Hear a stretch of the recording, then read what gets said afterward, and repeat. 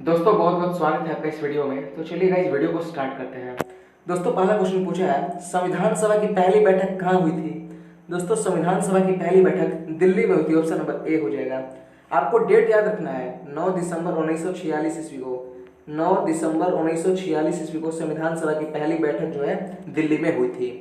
और याद रखिएगा इस बैठक की अध्यक्षता जो है डॉक्टर सच्चिदानंद सिन्हा ने किया था। चलिए आगे बढ़ते हैं।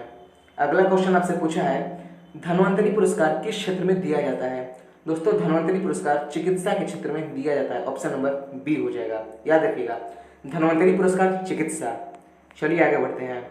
अगला क्वेश्चन आपसे पूछा है, इंदिरा गांधी परमाणु अनुसंधान केंद्र कहाँ स्थित है। दोस्तों इंदिरा गांधी परमाणु अनुसंधान केंद्र कालपक्कम में स्थित है। ऑप्शन नंबर डी हो जाएगा। देखिए राज्य का नाम याद रखिए, कई बार पूछा है, तो राज्य का नाम याद रखिएगा तमिलनाडु। क्वेश्चन ऐसे भी पूछ सकता है कि इंदिरा गांधी परमाणु अनुसंधान केंद्र किस राज्य में स्थित है, तो तमिलनाडु। जगह का नाम पूछे तो कालपक्कम। चलिए आगे बढ़ते हैं। अगला क्वेश्चन आपसे हिस्ट्री से पूछा है, मध्यकालीन भारत के इतिहास से। ये हल्दी घाटी का युद्ध कब हुआ था। दोस्तों हल्दी घाटी का युद्ध 1576 में हुआ था। ऑप्शन नंबर सी हो जाएगा। अकबर और महाराणा प्रताप के बीच में हुआ था। पॉइंट याद रखिएगा, जिसमें अकबर विजयी हुए थे ऐसा माना जाता है। चलिए आगे बढ़ते हैं। अगला क्वेश्चन आपसे पूछा है कि माना दर्रा किस राज्य में स्थित है। दोस्तों माना दर्रा उत्तराखंड में स्थित है। ऑप्शन नंबर डी हो जाएगा। माना दर्रा उत्तराखंड में स्थित है, याद रखिएगा। अगला क्वेश्चन देखते हैं। क्वेश्चन आपसे पूछा है कि 1853 में भारत में पहली रेल कहाँ से चली थी। तो 2 पॉइंट याद रखिएगा कि भारत में पहली रेल चली थी कब, 1853 में।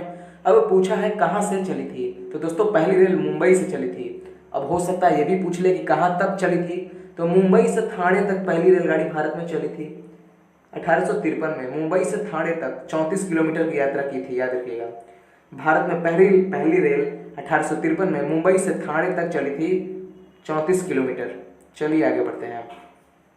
अगला क्वेश्चन आपसे पूछा है कि राष्ट्रीय तकनीकी दिवस कब मनाया जाता है।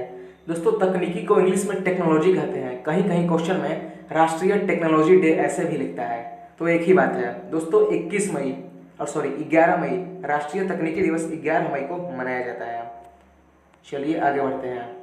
अगला क्वेश्चन आपसे पूछा है कि खून की प्रकृति क्या है, यानी ब्लड का नेचर पूछ रहा है आपसे।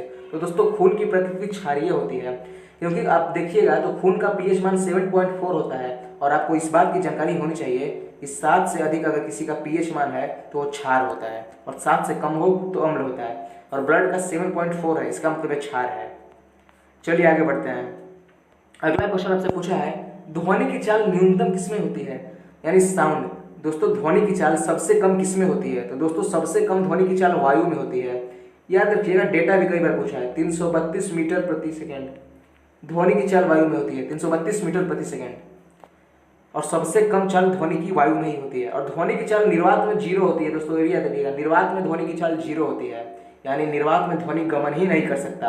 और ध्वनि की चाल सबसे अधिक ठोस में होती है, याद रखिएगा। ध्वनि की चाल सबसे अधिक ठोस में, सबसे कम वायु में, और निर्वात में 0। चलिए आगे बढ़ते हैं।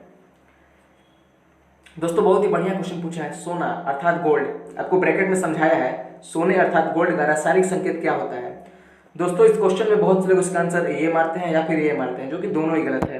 दोस्तों सोने का जो रासायनिक संकेत होता है वो एयू होता है, क्योंकि अगर आप सोना का रासायनिक नाम देखिएगा तो ऑरम होता है, ऑरम से बना है एयू, तो सोने का रासायनिक संकेत एयू होता है।